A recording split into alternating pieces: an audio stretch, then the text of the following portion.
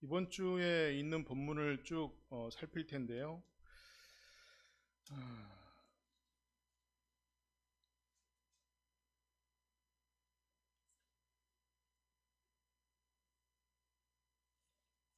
제가 세한글이랑 캐톨릭이랑 막 여러 가지 섞어서 봤는데 갑자기 개역 개정판으로 지금 그걸 찾으려고 하니까 쉽지 않습니다.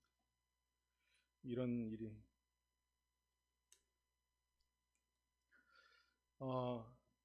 이사야서를 시작하면서 6가지 재앙에 대해서 이야기하거든요. 6가지 재앙이 있는 데가 어디였어요, 여러분? 불행하다라고 말했던 데가. 제 핸드폰도 안 갖고 오고.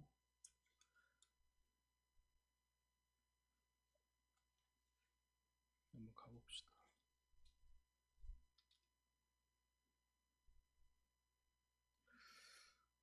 지금 이게 왜 그러냐면 원어에서는 불행합니다라고 시작을 하고 그러나 불행한 이유를 적었는데 한글 성경에는 지금 그렇게 번역이 전혀 안 돼 있어요.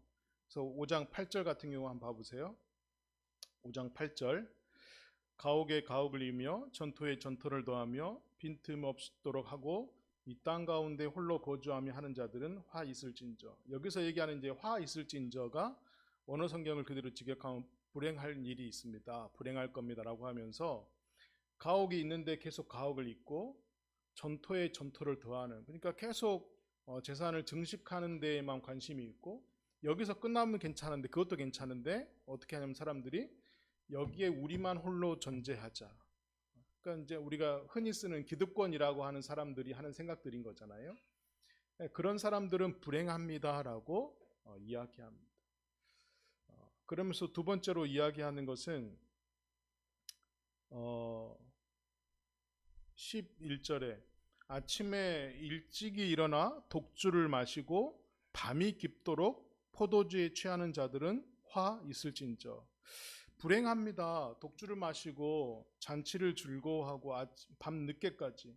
12절에 보면 연회에 수금과 비파와 소금과 피리와 포도주를 갖추었고 여호와께서 행하시는 일은 관심을 두지 않고 그의 손으로 하신 일을 보지 아니하는, 하나님이 하시는 일을 멸시하는 사람들은 불행합니다라고 두 번째로 밝히고 있습니다. 그리고 또 이어서 이야기하는 게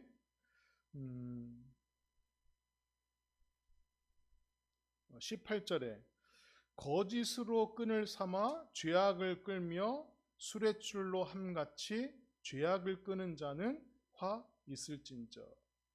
그러니까 거짓의 끈을 갖고 있으면서 계속 죄악을 끌어당긴다는 것이죠. 그런 사람들은 화 있다 이렇게 이야기합니다. 그래서 19절에 이스라엘의 거룩한 이는 자기의 계획하신 일을 속히 이루어 우리가 알게 할 것이다. 그러니까 하나님 당신이 존재하시다고 한다면 우리에게 좀 드러나 보십시오. 당신이 할 일을 빨리 속히 해보십시오. 당신이 계시다면. 이렇게까지 하나님께 대적하는 것이죠.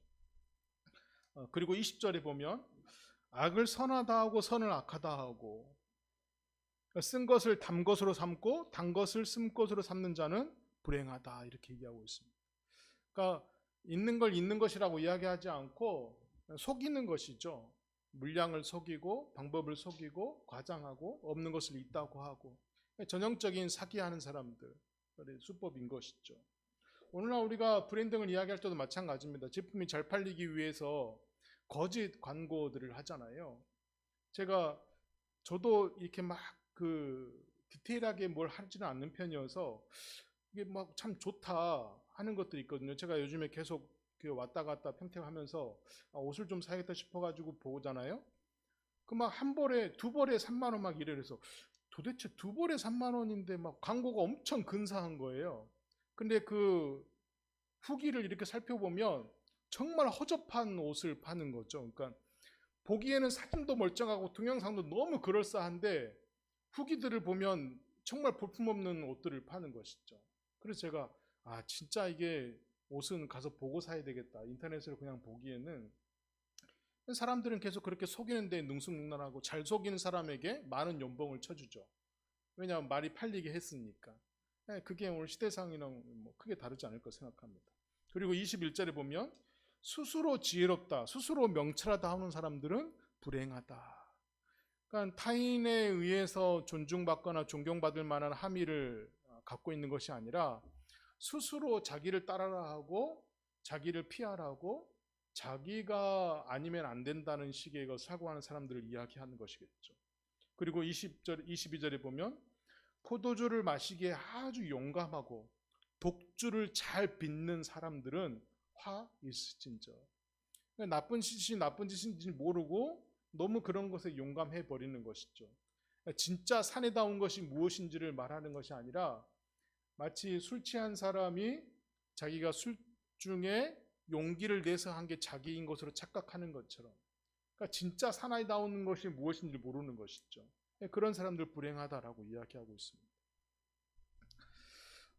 그런데 이런 사람들이 불행하다라고 6가지의 불행에 대해서 쭉 이야기하거든요. 그러면서 그들의 최후의 말로가 어떻게 되면 24절에 보면 불꽃같이 그루터기를 삼킨 같이 마른 풀이 불 속에 떨어진 같이. 지푸라기가 여러분 바람에 불에 타면 순식간에 사라져 버리잖아요. 그런 결과가 나올 거라는 거예요. 그리고 뿌리가 썩어 버리고 꽃이 시들어 버려서 없어져 버리는 것처럼, 화려한 꽃을 볼 때는 이게 언제 사라질까 생각하지만 그 꽃이 사라지고 난 이후에 언제 있었나 싶을 정도로 끝나버린다는 거예요. 그리고 나서 그들이 율법을 버리고 이스라엘 거룩하신 이의 말씀을 멸시하였다.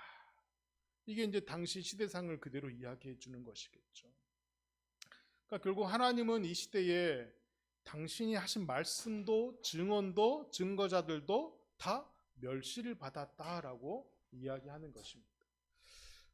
제가 이번 주에 지금 계속 지난주부터 이어서 그 C.S. 루이스의 피고석의 하나님을 계속 읽고 있거든요. 몇 년 전에 제가 이 책을 사고 싶었는데 김건우 목사님 교회에 갔다가 이 책을 발견하고, 목사님 이 책 사고 다 읽으면 빌려주세요 그랬더니 어차피 본인이 안 읽으실 거라고 저에게 주시더라고요. 그래서 제가 잘 읽었는데 그 피고석의 하나님에 이제 여러 가지 단편들이 나와 있거든요. C.S. 루이스의 단편들이 나와 있는데 그 중에 한 내용이 이거예요. 사람들은 하나님을 피고석에 세워버린다는 거예요. 그러면서 자기들이 하나님을 재판하는 거죠. 당신은 왜 이렇게 전쟁을 하게 했어? 당신이 왜 악을 존재하게 했어? 왜 당신이 나는 구원 안 시켜? 이렇게 하나님을 피고석에 앉혀버린다는 거예요. 그러니까 하나님이 심판자에 서서 우리를 신문하셔야 되는데 우리가 하나님을 피고석에 앉혀놓고 하나님을 신문한다는 거예요. 그러니까 결국은 이런 협소함이 어디에서 오냐면 나의 구원의 모든 신앙에 초점을 맞춰버리는 꼴이 결국은 이렇게까지 가버리는 거예요. 우리 지난주 우리 반주자님이 구원에 대해서 질문했잖아요. 굉장히 좋은 질문인데 하나님이 우주의 하나님, 광대의 하나님으로 바라보지 않고 나의 구원과만 하나님을 연관시켜버리는 거죠. 그래서 나를 구원시켜주고 잘되게 해주면 좋고 괜찮은 하나님이지만 그렇지 않은 하나님은 다 피고석에 앉혀버리는 것이죠. 지금 오늘 본문에 등장하는 불행한 사람들에 대해서 이렇게 이야기하고 있는 것이죠. 결국은 그의 최후의 말로가 뭐라고요? 하나님의 말씀을 업신여기고 당신이 정말 존재한다면 나에게 역사해봐. 당신의 섭리를 빨리 펼쳐봐. 이 얼마나 하나님을 대적하는 말이겠습니까? 그런데 이런 시대상 중에 이사야를 찾아오셨을 때의 장면이 신기합니다. 그런 장면들이 있는 다음에 6장이 어떻게 시작하냐면 우시야 왕이 죽던 해에,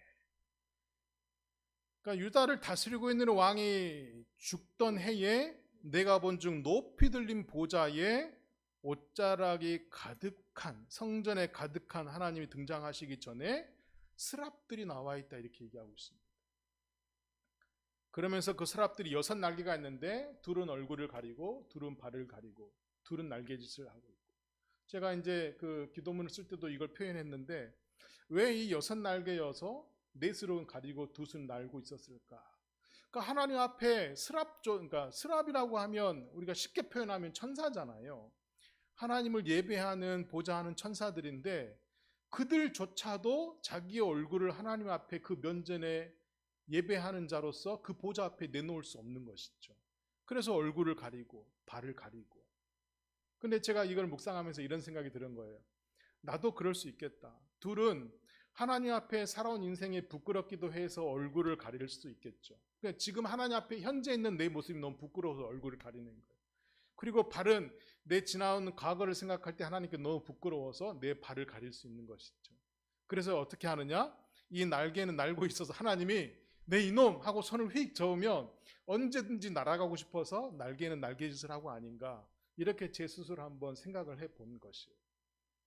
그러니까 하나님의 보좌 앞에 있는 이 스랍조차도 가려야 할 상황인 것이죠. 그러니까 이사야 선지자도 이 하나님 보좌 앞에서 당연히 하나님을 배울 때 기쁜 것이 아니라 이 시대상과 맞물려서 자신의 부족함과 자신을 성찰함에 있어서 얼마나 부끄러웠겠어요. 그래서 자기가 하나님을 배운 것을 망했다라고 표현을 해보거든요. 그러니까 망했다라고 표현을 하지만 사실 이 말을 플러스하면 난 하나님 앞에 아무것도 드러낼 것도 보일 것도 자랑할 것도 아뢰고 싶은 것도 주장할 것도 당신을 피고석에 앉히지도 못합니다 라는 신앙 고백이겠죠. 그러면서 나는 화로 다 망하게 되겠다라, 망하게 되버렸다. 아무 소리도 주 앞에서 할 수가 없습니다. 이 고백이거든요. 그러니까 지금 왜 이게 중요하냐면 우리가 이 앞장에 본 6가지 불행은 뭐예요? 계속 하나님 앞에 좀 나타나 보십시오. 역사해 보십시오. 좀 드러나십시오. 어디 계십니까? 하면서 자기의 주장으로 자기의 삶의 주관과 가치관을 가지고 살았던 사람들은 불행하다라고 얘기하잖아요. 그게 시대상이었잖아요. 근데 이사야는 하나님 앞에 존전해 있다는 것만으로 나는 망하게 된, 도대체 내가 어떤 말도 낼 수 없어서 내 입을 가리는, 마치 욥이 했던 38장의 고백과 비슷하지 않아요? 야, 내가 이 땅의 수많은 자연 조건들을 통해서 내 섭리가 어떻게 드러나는지를 보여줬는데 내가 폭풍우까지도 그 가운데서 잔잔한 세미한 음성으로 너에게 들려줄 수 있는 난데 너 내 말에 대해서 변명할 수 있고 대꾸할 수 있으면 해봐라고 했을 때 뭐라고 얘기해요? 두 손으로 내 입을 가릴 뿐입니다 라고 욥이 이야기하잖아요. 지금 똑같은 것이 이사야 선지자가 하나님 앞에 존전해 있는 것만으로 나는 망하게 된 사람입니다. 굉장히 대비되는 것이죠. 근데 이 선지자에게 하나님이 요구하셔요. 내 사람들에게 가야 될 일꾼이 필요한데 누구를 보내지? 누가 갈래? 이렇게 물어보셔요. 그때 이사야가 제가 가고 싶습니다. 저를 보내십시오. 이렇게 얘기하는 거죠. 저는 만약에 이 시대에 제가 영적인 지도자 이런 근사한 말을 안 쓰더라도 이 시대에 누가 하나님의 앰버서더가 될래? 한번 나와봐라고 하면 못 나섰을 것 같아요. 왜냐하면 그런 시대상에 어떻게 복음을 전하겠어요? 하나님을 대적해서 당신이 정말 존재하면 우리 앞에 나타나봐.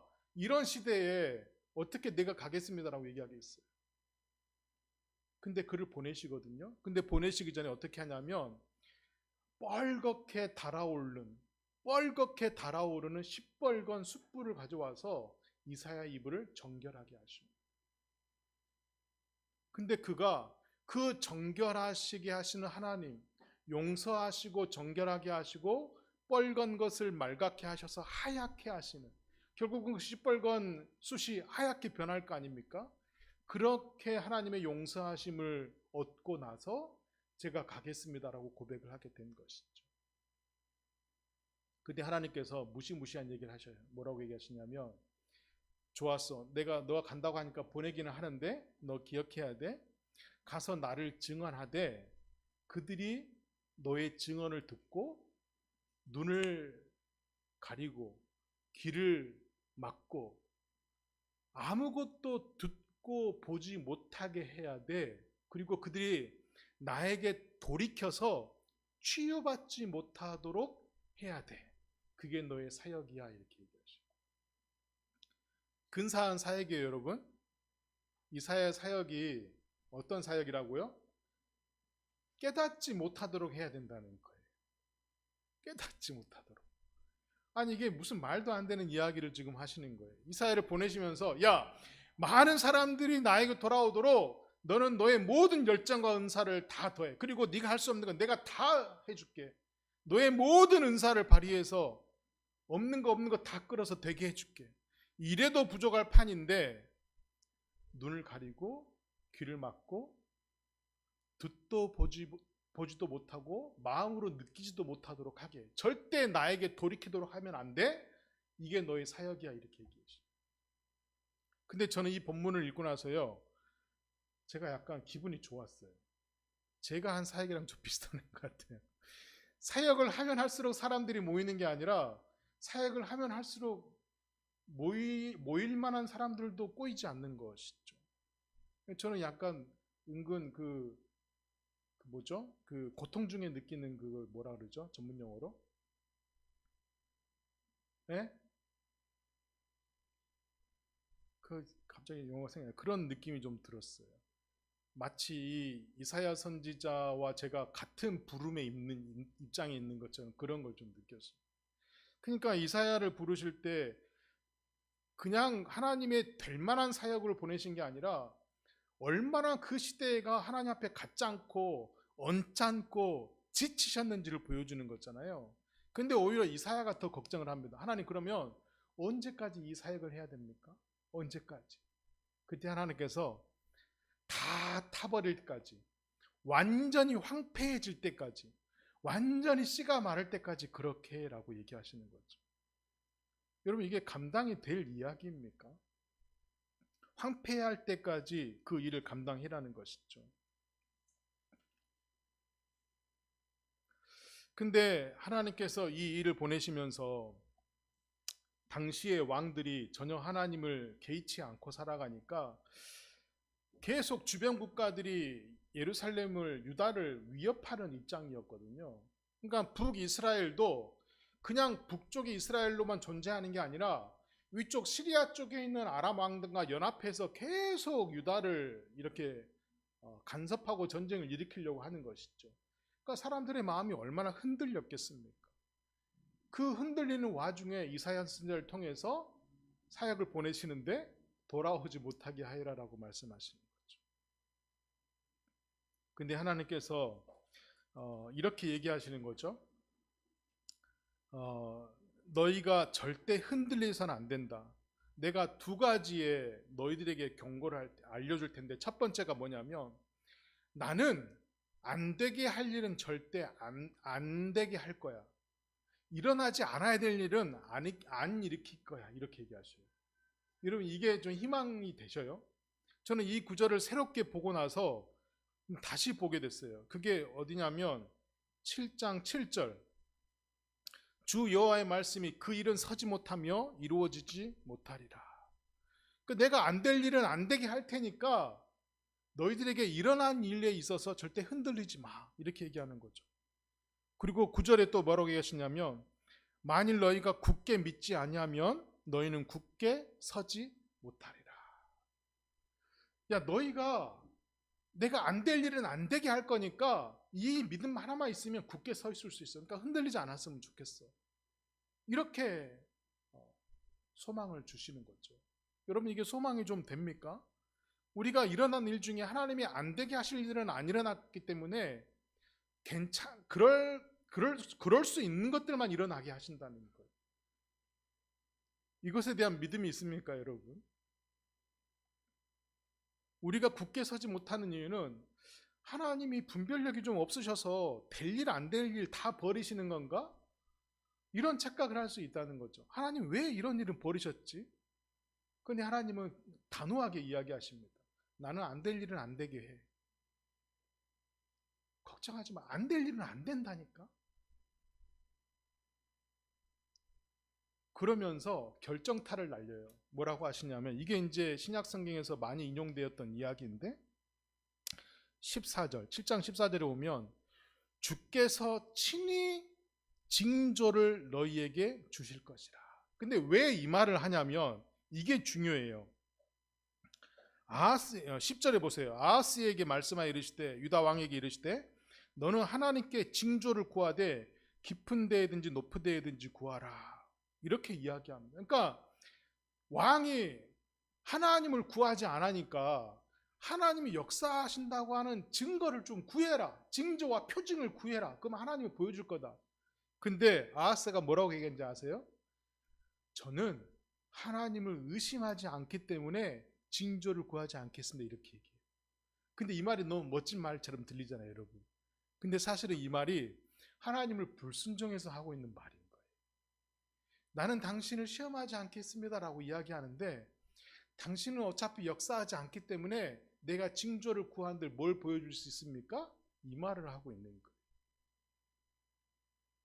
근데 말은 너무 멋있죠. 12절에 나는 구하지 아니하겠나이다. 나는 여호와를 시험하지 아니하겠나이다 한지라.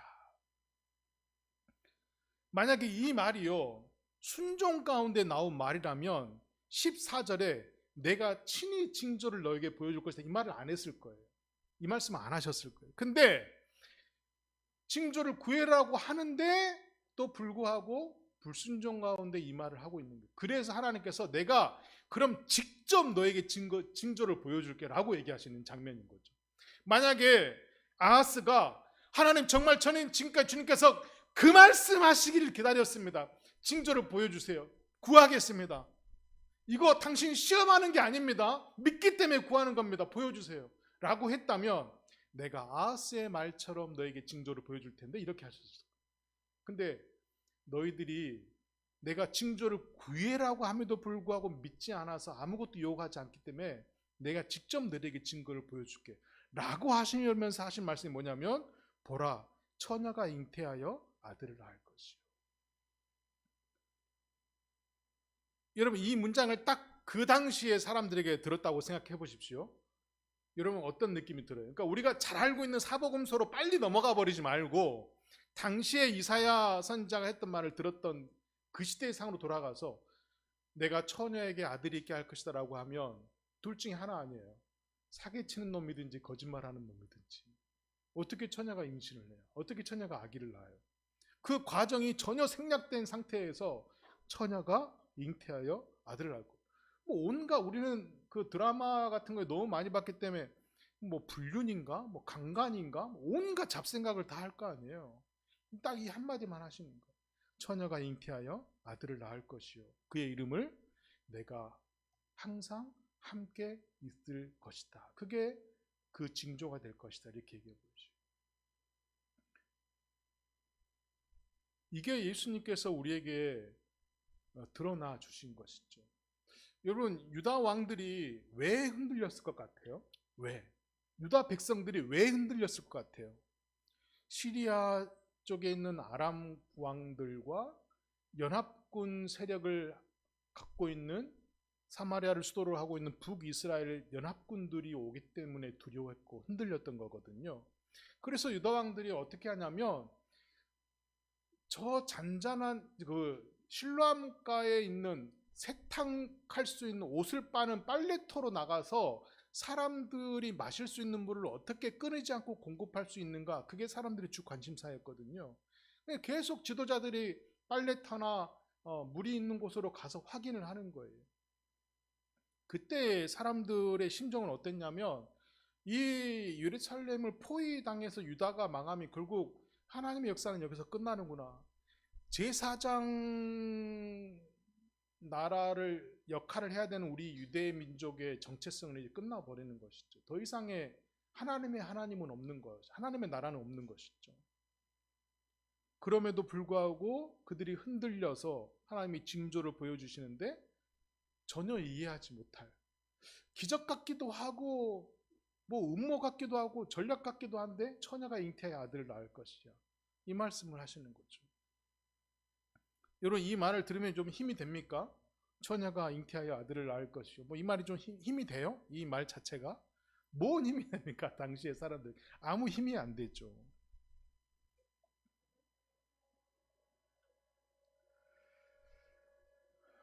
근데 하나님께서 이 말씀을 그대로 이루어내시죠. 이 이후에 보면 다윗 왕조 마지막에 보면 여호와를 찾는 왕들이 등장하거든요. 우리가 잘 알고 있는 히스기야 왕도 그렇잖아요. 이때 어느 정도 회복을 합니다. 그러니까 이런 연장선상에서 생각하면 히스기야 왕이 기도했을 때 왜 하나님께 들어주셨나 생각하면 충분히 이해가 되죠. 그만큼 하나님을 구하지 않던 시대에 왕이 하나님께 구했으니 얼마나 하나님이 기쁘셨겠어요. 그러니까 이런 시대상에서 이해를 해야 하지, 히스기야 왕의 기도는 들어줬는데 왜 제 기도는 안 들어줍니까? 라고 1대1로 대입해버리면 좀 어려움이 있다. 초대교회도 마찬가지죠. 초대교회에 일어났던 사도행전의 역사가 왜 오늘날 대한민국이 아닙니까? 라고 하면 시대상도 있고 역사상도 있는데 하나님의 그런 섭리를 다 옴싹 무시해버리는 것이다. 그러니까 우리는 초대교회로 돌아갈 필요가 전혀 없습니다. 지금 이 시대 교회로 잘 살아가는 게 중요한 것이지 초대교회로 돌아갈 필요가 없는 것이죠. 시대상이 다르고 역사상이 하나님의 계획하심이 다르기 때문에. 그러니까 우리는 여기서 이 등장하는 하나님께서 우리에게 바라는 것이 하나님께서 친히 이 역사의 징조를 나타내겠다고 하는 이것이 수백 년 수천 년이 지나서 예수 그리스도 나사렛 아기로 오셨다는 거예요. 근데 여러분, 이게 이제 우리에게 하나님의 나라가 어떻게 오시냐라고 했을 때 사람들은 아마 연합군을 무찌를 수 있는, 그리고 그 연합군을 나중에, 그 연합군도 나중에는 아수르라고 하는 더 큰 민족에게 잡아먹히거든요. 더 큰 세력에게. 그러니까 결국은 하나님은 연합군도 중요하지 않고 아수르도 중요하지 않고 그들이 바라는 가장 강력한 왕으로 오셔야만 이게 퍼즐이 맞춰지거든요. 근데 하나님께서 이 퍼즐 마지막 한 조각을 뭐를 들고 오셨냐면 처녀가 잉태하여 아기를 낳을 것인데 그 아기가 너희들의 군주가 될 거야. 이런 얘기를 하고 있으신 거예요. 지금 이 마지막 퍼즐이 희망이 됩니까? 안 됩니까? 여러분, 희망이 안 되죠. 희망이 안 되죠. 전혀 희망이 안 되죠. 근데 그게 하나님의 계획이라는 거예요. 그러니까 오늘날을 사는 우리는 도저히 하나님의 계획하심의 위대하심과 그 대단한 위력을 우리는 파악할 수 없잖아요. 그래서 그 아멘이 안 되는 거예요. 그래서 아멘이 안 되는 거예요. 그러니까 이사야가 얼마나 대단한지 아시겠죠? 앞뒤도 없어요. 그냥 야, 누가 나를 위해서 갈래? 제가 갈게요. 그래, 가는데 아무도 돌아오지 않을 거야. 그리고 돌아오지 않게 하는 게 네 사역이야. 근데 그 하나님의 역사를 어떻게 이룬지 아세요? 내가 너희와 항상 함께 하리라. 이 한 문장으로 퉁치고 싶으신 거예요. 자, 좋아. 너희가 나 싫을 수도 있어. 지금 이해하지 못할 수도 있어. 지금 너희의 삶이 형편없어서 어려울 수도 있어. 근데 나는 너와 영원히 함께 할 거야. 이것이 그분이 보여준 징조라는 거예요. 징조. 그리고 그분이 함께 하신 징조로 우리에게 생명 있는 아기를 보내주신다는 거예요. 생명 있는 아기. 강력한 군주가 아니라 뭐 스파르타 군대에서 가장 정예병을 보내주시는 게 아니라 아기를 보내주신다는 거예요. 힘도 없고 생각도 완성되지 않았고 몸도 연약하고 엄마 젖이나 빨아야 되는 아기를 보내주신다는 거예요. 이게 하나님의 계획이시라는 거예요. 그리고 나서 오늘 우리가 읽었던 이 말씀 9장 6절 다시 한번 같이 읽어봅시다. 한 아기가 우리에게 9장 6절 시작. 이는 한 아기가 우리에게 낳고 한 아들을 우리에게 주신 바 되었는데 그의 어깨는 정사를 메었고 그의 이름은 기묘자라 모사라 전능하신 하나님이라 용존하시는 아버지라 평강의 왕이라 할 것입니다. 이걸 제가 이제 설명해 드릴 텐데 저는 이제 이런 것들 때문에 한글 성경이 계속 새로운 번역 버전들이 계속 나와야 된다고 주장하는 사람 중에 한 사람입니다. 이 말을 왜 이렇게 어렵게 했는지 모르겠어요. 그러니까 그 시대에는 이렇게 번역한 것만으로도 대단한 거죠. 그러나 계속 번역돼야 하는 것입니다. 그의 어깨는 이 정치적인 무거운 무게감을 싣고 있다는 거예요. 한 아기가 낳는데 그 아기 어깨에 그런 게 실려 있다는 거예요. 근데 그의 이름은 어떻게 불릴 거냐면 기묘자라 모사라. 그러니까 기묘하고 모책을 갖고 있는 사람이라 불릴 거라는 거예요. 그러니까 전략가인 것이죠. 전쟁통에 여러분 전략가가 얼마나 대단한지 아시죠? 제가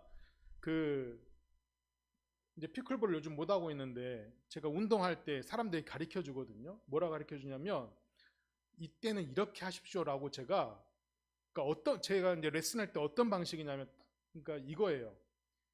막 그 단계대로 설명하고 막 이런 걸 이러지 않고 그 한 번에 가르쳐 주는 걸 뭐라 그러죠?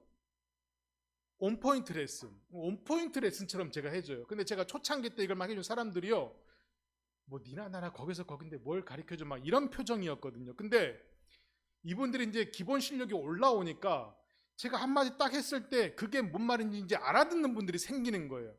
그래서 그분들이 야, 이게 굉장히 중요한 포인트구나 알아먹는 사람들이 이제 생긴 거예요. 그래서 제가 기분이 좋더라고요. 제가 이제 평일날 운동 못 하니까 지난주 토요일날 제가 좀 이렇게 시간이 생겨서 그래서 다른 여기 구운초등학교 가서 운동을 했는데, 어떤 분이 서브랑 리시브를 잘 못해요. 그래서 제가 원포인트를 딱 가르쳐 줬거든요. 그랬더니 그분이 제가 한 얘기를 잘 이해하지 못하는 게, 이게 이분이 입문한 지 한 6개월 정도밖에 안 됐어요. 이해를 못해. 근데 뒤에서 관람석에서 구경하고 있던 분이 깜짝 놀란 거예요. 그러니까 관람석에서 있던 분이 제가 한 말을 이해한 거죠. 제가 지금 원포인트 레슨 얼마나 지금 굉장한 얘기를 하고 있는지 그 관람석에 있는 분이 깨달으신. 그러면서 저기 탑턴 클럽 회장님, 이거 저희 토요일마다 오시면 안 돼요? 이렇게 얘기를 하는 거죠. 그래서 저는 지금 제 클럽도 관리를 못해서 하고 제가 사양을 한 거죠. 그러니까 제가 가르쳐 주는 건 레슨을 막 해서 이렇게 하면 기본 훈련됩니다, 근력을 키운다, 이게 아니라 시합에서 포인트 나는 법을 제가 가르쳐 주는 거죠. 그리고 포인트를 잃지 않는 법을 가르쳐 주는 거예요. 근데 오랫동안 구력을 갖고 있는데 시합에서 계속 지는 사람들이 있잖아요. 그런 분들은 전략과 전술이 없는 거거든요. 그냥 열심히 땀 흘려서 재밌게 한 거지, 밥맛 좋게 운동한 거지 전략과 전술이 없는 거예요. 근데 제가 이렇게 2년 동안 해보니까 이런 전략과 전술이 있어야 되구나, 그걸 가르쳐주니까 목말라 했던 사람이 이해하는 거죠.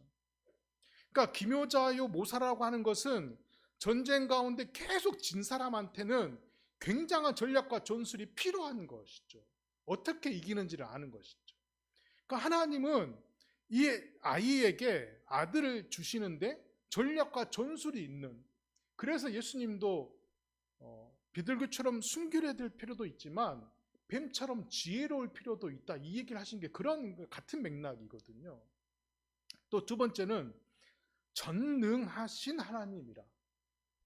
그러니까 여기서 이야기하는 이 전능은 이기게 하실 수 있는, 지략가에서 끝나지 않고 능하고 힘이 있는, 권력이 있는, 이걸 가지고 있는 분이라는 걸 얘기해 주는 겁니다. 그리고 영존하시는 아버지라. 영존하신다고 하는 건 계속 그 자리에 지키고 계시는 것이잖아요. 우리가 여러분 가족이라고 하는 품이, 부모라고 하는 품이 이런 것 때문에 의미가 있지 않아요? 물론 부모가 무조건적인 사랑을 주긴 하는 분이지만 하나님과 비교했을 때의 무조건적인 사랑은 비교할 수 없는 대상이 있잖아요. 그러나 우리가 가시적으로 느낄 수 있는 게 그래도 부모가 주는 사랑이 무조건적인 사랑의 일부분이잖아요. 그랬을 때 영원히 존재하시기 때문에 언제든지 찾아갈 수 있는, 언제든지 탕자가 돌아갈 수 있는, 그분이 나를 자식 취급하지 않아도 내가 돌아갔을 때 왜 왔냐라고 정도는 안 할 뿐이라는 걸 아는 거죠. 그리고 마지막에 평강의 왕이라, 샬롬의 왕이다.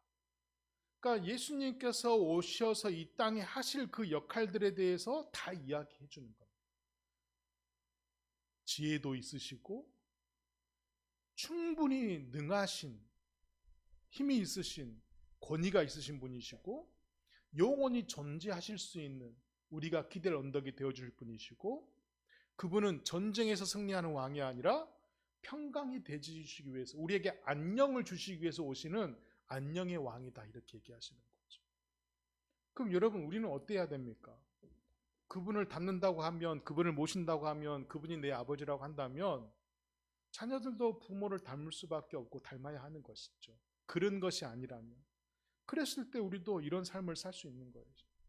어떤 사람은 전략적일 수 있고, 어떤 사람은 힘과 권위와 권력을 가져서 중요한 결정에 의해서 그 사람 때문에 어떤 큰 프로젝터가 좌지우지 될 수 있는 힘 있는 위치에 갈 수 있는 사람일 수 있고, 어떤 사람은 그냥 존재하는 것만으로 주위 사람들에게 가능성이고 희망일 수 있는 사람들일 수 있는 것이죠.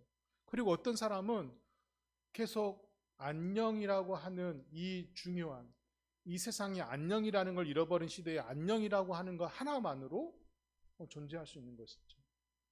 제가 저번에 이 안녕이라는 단어를 한강 작가로 오해했는데, 한강 작가가 한 얘기가 아니고 이 말을 제가 망설임이라고 했던 작가가 누구였죠? 김혜란 작가가 이 얘기를 했더라고요. 우리는 만날 때도 안녕이라고 하고 헤어질 때도 안녕이라고 한다. 그렇게 안녕이라고 할 수 있는 민족이 얼마나 되겠는가? 제가 그 생각과 더불어서 그런 생각을 하는 것이, 평생을 살면서 안녕 하나만을 위해서 존재하는 것만으로도 엄청나게 큰 의미가 있겠다.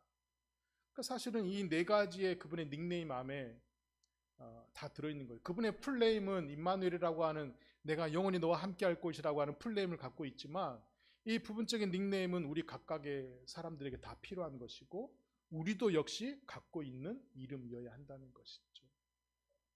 하나님은 시대가 아무리 어둡다고 하여서, 불행한 조건들이 넘친다고 하여서 이 6가지 불행 때문에 너희들이 멸망당할 사람들이라고 치부하고 끝내지 않으시고, 그것을 종말이라 말씀하지 않으시고, 믿음이 있다고 하는 사람들조차도 징조를 요구하지 않는 시대에 직접 친히 징조를 말씀하시는데, 수백 년 수천 년이 지나서 역사를 회복시키시고 돌이키셨다는 거예요. 그래서 우리 역시 하나님이 우리에게 제안하시는, 내가 너희의 샬롬의 왕이 되어주겠다, 내가 너희의 전능한 하나님이 되어주겠다, 내가 너희의 영존한 아버지가 되어주겠다, 내가 너희의 기묘하고 모사한 책략과 전략가인 것처럼 너희들에게 슬기롭고 지혜로운 아버지가 되겠다 라고 하신 은혜가 우리에게 있었으면 좋겠고, 또 우리도 세상을 살아가면서 세상의 한 부분, 한 구석을 밝히는 데에 이 하나님의 닉네임이 우리의 이름이 되었으면 좋겠다 라고 생각합니다. 이게 아마 제가 준비한 설교였을 거예요. 제가 지금 설교문도 없이 지금 설교를 했는데, 빠진 게 아마 이따 찾아면 나왔는지 사라졌는지 모르겠는데, 이런 맥락으로 제가 설교를 준비했었습니다. 그래서 우리 새마음교회 교우들이 이 하나님이 우리 하나님이심으로 우리의 삶이 안녕하는 삶이 되시기를 주의 이름으로 축복합니다. 하나님 감사합니다. 우리에게 늘 존재하셔서, 우리의 높고 낮음이 아니라, 우리의 잘함과 약함이 아니라, 우리의 오름과 그림이 아니라 스스로 존재하셔서 우리 위에 군림하지 않으시고, 우리의 안녕을 바라시고 우리의 슬기로움을 바라시고, 우리가 돌이키기를 원하실 때에 우리가 하나님을 시험하지 않겠습니다라고 하는 믿음 없는 고백이 아니라, 당신의 친히 징조를 보여줄 수 있다고 하는 그 큰 전능하신 역사를 믿게 하여 주시고, 오늘 나에게 쓸모없는 하나님이 아니라 우주 전체를 사랑하시는 주님을 볼 수 있는 큰 눈을 허락하여 주옵소서. 예수 그리스도 이름으로 기도합니다. 아멘.